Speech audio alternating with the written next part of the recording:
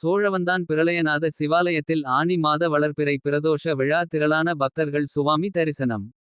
மதுரை மாவட்டம் சோழவந்தான் அருள்மிகு பிரளயநாத சிவ ஆலயத்தில் ஆனி மாத வளர்பிறை பிரதோஷ விழா நடைபெற்றது. நந்தி பகவானுக்கு பால் தயிர் வெண்ணெய் உள்பட பல்வேறு அபிஷேகங்கள் செய்யப்பட்டு தீபாராதனை காட்டப்பட்டது. தொடர்ந்து சுவாமியும் அம்பாளும் ரிஷப வாகனத்தில் திருக்கோவிலின் உட்பிரகாரத்தில் வலம் வந்தனர். அப்போது பக்தர்கள் ஓம் நமச்சிவாயா ஓம் நமச்சிவாயா என்று மனமுருக வேண்டி பிரார்த்தனையில் ஈடுபட்டனர்.